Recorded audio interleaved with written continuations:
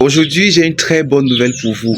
C'est que la Vierge Marie, lorsqu'on l'a prie avec insistance, elle est capable, n'est-ce pas, de convertir ceux-là qui sont dans des fausses religions, fausses croyances, fausses doctrines. Et l'histoire que je vais vous raconter tout de suite va vous le démontrer.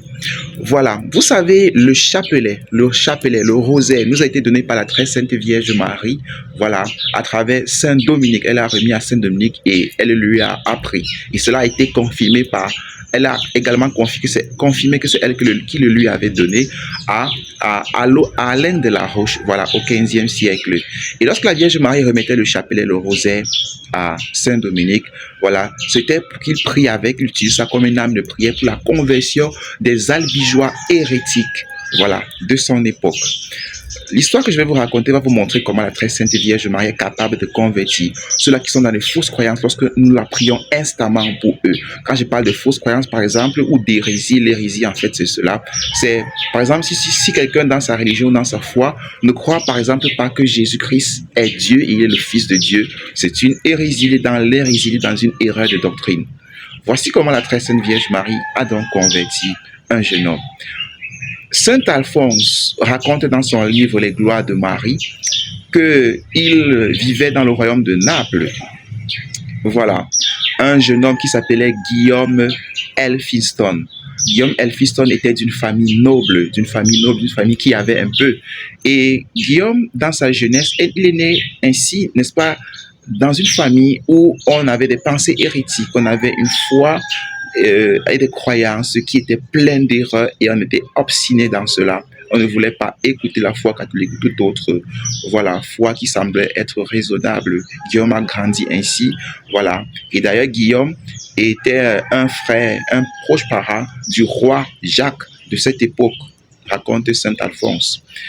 Il se trouve donc que dans ce royaume-là, le royaume de Naples, Guillaume a commencé à avoir des lumières de Dieu, comme un petit appel. Il sentait qu'il y avait quelque chose de louche dans ce qu'il croyait. Toutefois, il est allé tranquillement en France. Et arrivé en France, il a croisé un prêtre, un père jésuite. Et le père jésuite en question lui a instruit, l'a enseigné des choses. Et il se trouve qu'il y avait des personnes peut-être qui priaient pour Guillaume, qui intercédaient instamment vers la très sainte Vierge Marie d'aider à convertir Guillaume dans ses fausses croyances. Et le père jésuite peut-être devait en faire partie. Et le message du Père Jésus a touché Guillaume profondément. Il a décidé donc d'abandonner les mauvaises croyances qu'il avait. L'histoire ne nous dit pas quelles croyances exactement il avait, mais il a décidé d'abandonner et de revenir à la foi catholique. Voilà. Il s'est donc converti. Mais la providence divine, la bonté de Dieu n'a pas voulu s'arrêter là. Dieu a voulu lui montrer qu'il avait fait le bon choix. Et voici ce qui s'est passé. Guillaume quitte le royaume, la France, pour aller à Rome. Une fois à Rome, une nuit, lorsqu'il dort, il voit apparaître sa maman. Et c'est Dieu qui l'a permis. Et sa maman venait de l'enfer. Et sa maman dit ceci: Guillaume, tu es si heureux. Tu es si heureux, Guillaume. Je suis jalouse de toi, à la limite, parce que tu as eu le bonheur et la chance de connaître la vraie foi et d'être dans la véritable église de Dieu. Et sa maman a disparu.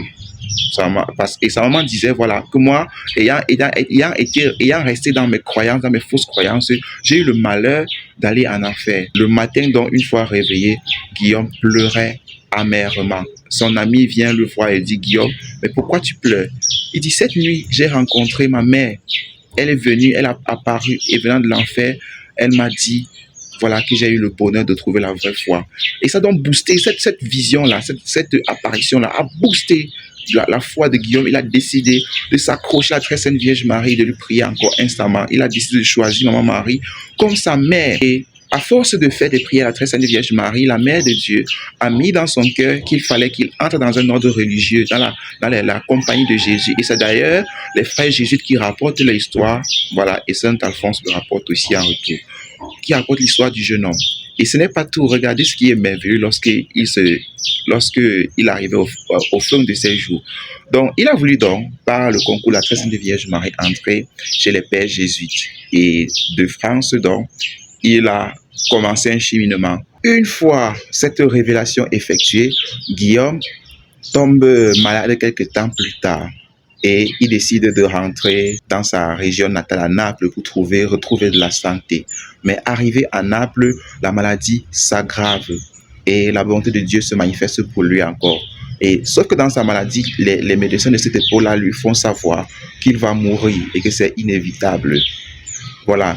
Guillaume, donc sachant qu'il devait mourir, décide, n'est-ce pas, de s'accrocher à la très sainte mère de Dieu, de continuer de lui prier pour le salut de son âme, de sa pauvre âme. Il lui remerciait, il nécessaire de remercier Marie pour avoir intercédé pour lui auprès de Dieu, pour que Dieu l'accorde cette conversion.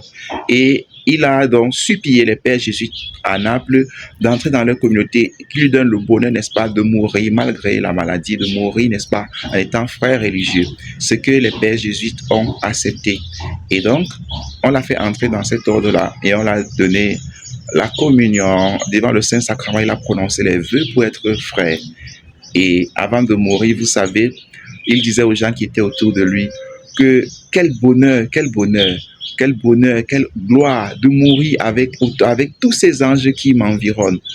On lui dit, mais Guillaume, repose-toi, tu sais que tu es malade. Mais il dit, à un moment donné, il dit, vous ne voyez pas tous ces anges qui m'entourent? En fait, la très sainte mère de Dieu avait intercédé pour lui et les anges l'entouraient, vu sa forte dévotion et sa grande confiance en elle. Les anges l'entouraient et attendaient, n'est-ce pas, son âme pour l'amener, voilà, pour la suite. Et Guillaume, ainsi donc, meurt en criant à la très sainte mère. Il disait, ma mère, ma mère, ma mère. Et il meurt ainsi. Et les pères Jésus ont rapporté son histoire. Avant de mourir, on l'a entendu murmurer. On lui demande, mais qu'est-ce que tu murmures, Guillaume? Il dit, mon ange gardien était en train de me dire que j'ai juste peu de temps à faire au purgatoire et après cela, je vais aller au paradis. Et donc, après sa mort, il y a un frère jésuite qui a eu la révélation que juste quelques temps plus tard, qu'il était déjà au paradis. Voilà donc l'histoire de Guillaume. Et c'est l'œuvre de Marie qui a converti cet homme-là qui était dans de fausses croyances.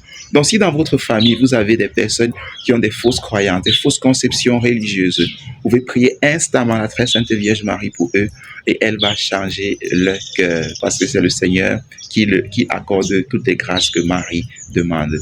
N'oubliez pas de vous abonner pour ne pas rater la prochaine histoire. Ciao, ciao!